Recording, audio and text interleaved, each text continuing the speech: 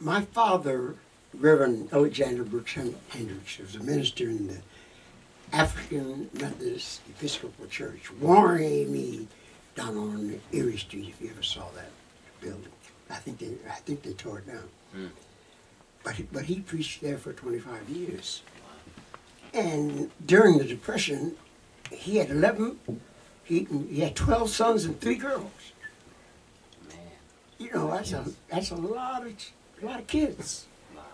And although although the movies were only 10 cents, you know, I wanted to take 3 or 4 of my brothers with me, so I needed 30, 40 cents, and then another 10 cents for 2 big bags of popcorn that big, you know. So we try all kinds of ways to make money. So I had a good ear, and I'm working with Art Tatum every day. Yeah. That didn't hurt my ear any, and so I would stand in front of that jukebox all day long. After school, I came and I stayed there until supper. You know. Yeah. And I learned every tune on the jukebox. And then I got my nerve up, and the next evening, when someone would come to the jukebox, and I'd say, "What you gonna play?" And they'd say, "What business is it of yours?" I'd say, "Well, give me the nickel, and I'll sing it." And they said, "What?" I said, "Yeah, give me the nickel and I'll sing it." So it was always seeing is believing. And you were a pretty bold kid to do that. Yeah. You were like, I'm ready. Yeah. But not only that, the other part is you used to learn the arrangement. Yeah. He did all the parts. He didn't just sing a song. And the solos.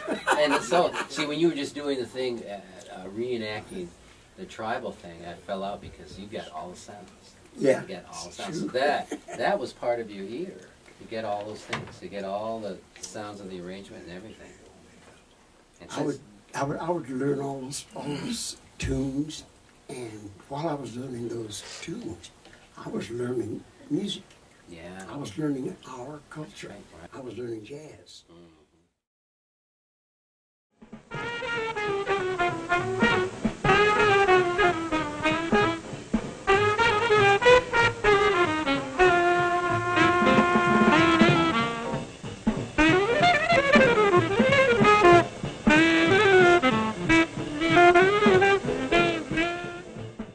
I always heard that Charlie Parker had that dishwashing job because Art Tatum was there, and then he went back to Kansas City, and all of a sudden, and you told me, I'll never forget what you said. You said, "Well, he didn't know Charlie Parker, did he?" And I said, "No."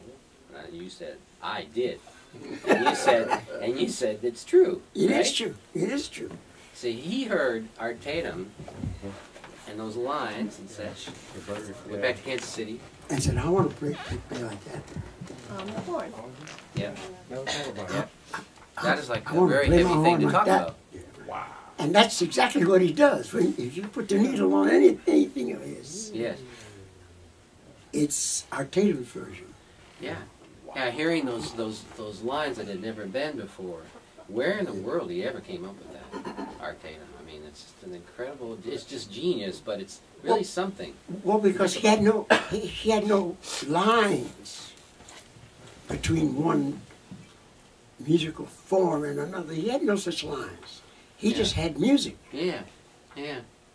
There was no classical music Right. and popular music and jazz music and European music. And Right. for him, it was just music. It's music.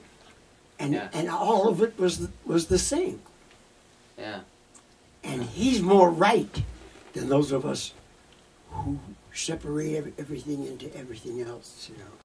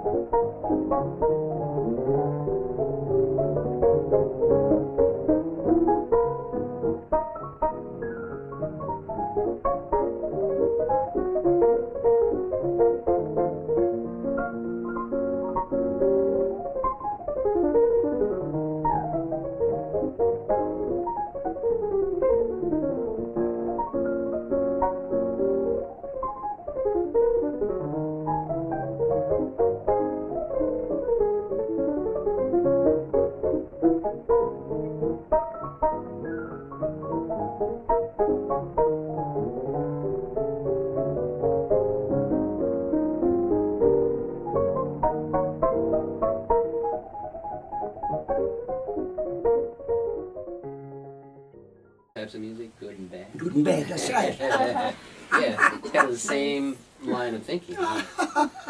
Wow. Well, this gave you a big influence. Oh yeah. As a young guy. Wow, you were hanging with the very best.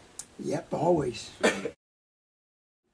How do you deal with that? Because you probably had some attitudes with other singers, or fear, or something, right? Because they wouldn't feel comfortable being able to hang with you, as far as scat singing and all of that.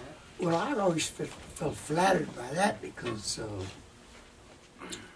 I never knew what I could do with it. You know, I never had any idea. Yeah. Just play me a chord. Yeah, and you're out. Then I'm gone.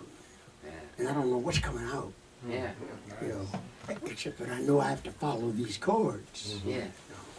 Did you? And I had already learned that from Art. Right. So I learned to sing one thing and listen to another. That's something. Yeah. Oh yeah. You should try that out. Listen, all of it. Did you hear what he just said? That's an important point he just made. You should try dividing your hearing. Yeah. Because you do have 2 ears. And although it's difficult to even think about, you can hear more than one thing at a time. And it's kind of essential, isn't it, for a jazz musician Yeah. to be able to do that? I would think so. You don't have to think so because you do it. It's just a natural thing that you do.